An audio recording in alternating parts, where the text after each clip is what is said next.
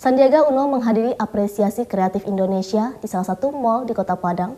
Sebanyak 21 finalis pelaku UMKM AKI 2022 untuk meningkatkan UMKM khususnya di Kota Padang, Sumatera Barat.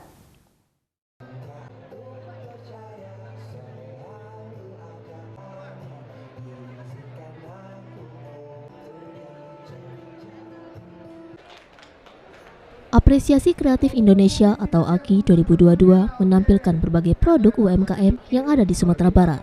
Untuk meningkatkan UMKM, Menteri Sandiaga Uno mendorong seluruh sektor UMKM yang ada khususnya di Kota Padang. Ia juga mengatakan AKI 2022 ini mengangkat tema Bangga Buatan Nasional agar UMKM mencurahkan tentang dunia usaha kreatif di Sumbar yang merupakan program pemerintah tentunya. AKI 2022 ini mengundang Sandiaga Uno hadir dalam helatan acara. 21 finalis UMKM akan berdiskusi dan saling mencerahkan tentang dunia usaha kreatif di Sumbar. Dalam kunjungan kinerja, Sandiaga Uno berdialog dengan Kristen Hakim, salah seorang pengusaha yang bergerak mengembangkan UMKM di Sumatera Barat yang sukses.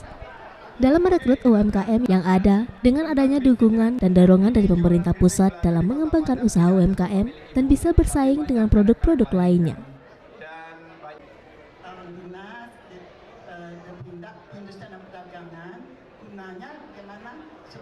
Kita harus bekerja keras, pantang mundur, dan jangan pernah gengsi. Karena kalau kita gengsi, maka peluang yang ada di depan mata tidak bisa kita raih dan kita tidak bisa menjadi pemenang.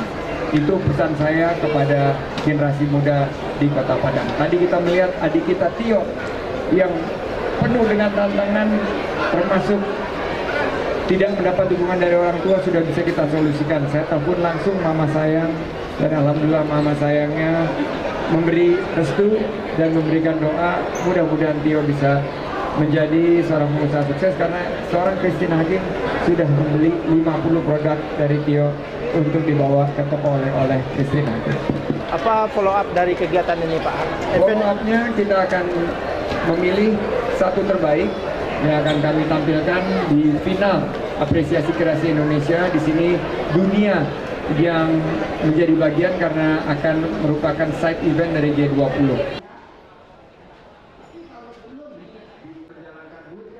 Dari Padang, Sumatera Barat, Tim Liputan iNews melaporkan.